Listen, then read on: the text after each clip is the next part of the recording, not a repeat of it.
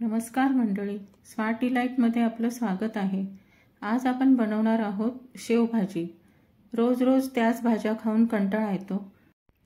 कधीतरी अशी झटपट होणारी झणझणीत आणि चविष्ट भाजी जर मिळाली खायला तर छानच। चला तर मग रेसिपीला सुरुवात करूया। पहिल्यांदा कढई तापत ठेवूया। त्यामध्ये 2 चमचे तेल घ्यायचं आहे।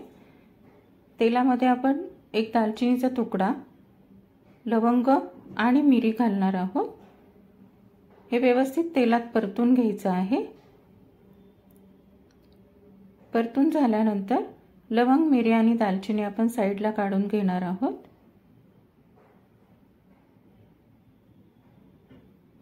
त्याच तेलामध्ये कांदा परतून घ्यायचा आहे। 2 कांदे मध्यम आकाराचे घेतले आहे। ते साधारण बारीक लांब चिरून घेतले।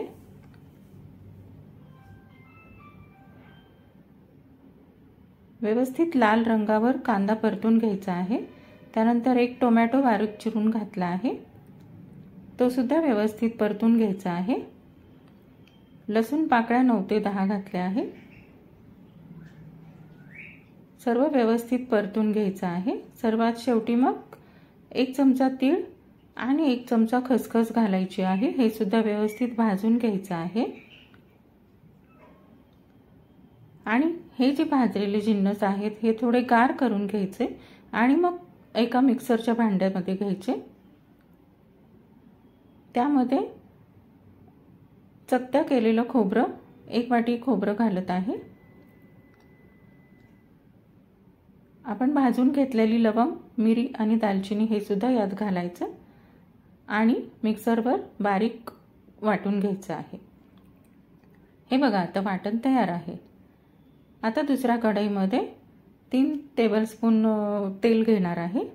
मोठे चमचे तेल घेणार आहे। त्यामध्ये हे जे वाटण आहे ते घालायचं आणि व्यवस्थित ते तेलामध्ये परतून घ्यायचं। तर मित्रांनो, तुम्ही अजून सबस्क्राइब केलं नसेल तर चॅनेलला सबस्क्राइब करा, बेल आयकॉनवर क्लिक करा, व्हिडिओला लाईक करा, कमेंट करा आणि भरपूर शेअर करा। आता मसाल्याला बघा चांगलं तेल सुटलं आहे।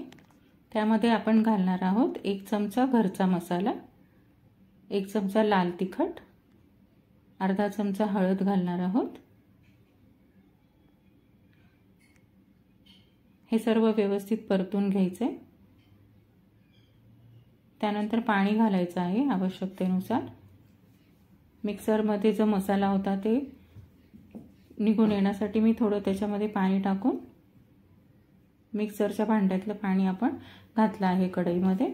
त्यानंतर हवं तितकं पाणी घालायचं। थोडं पातळसरच ठेवायचं, कारण शेव घातल्यानंतर भाजी थोडी घट्ट होते, रस्सा थोडा घट्ट होतो। त्यामुळे हा जो रस्सा आहे तो थोडा पातळच ठेवायचा, जास्त घट्ट नाही ठेवायचा।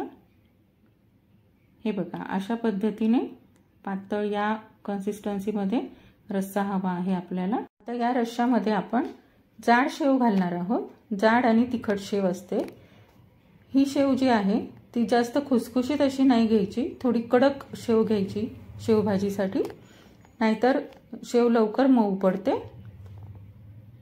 अशा पद्धतीने आपण 150 ग्रॅम शेव इथे घातली आहे रश्श्यामध्ये। त्यानंतर मीठ चवीनुसार घातलं आहे। व्यवस्थित हलवून एक उकळी आणायची त्याला।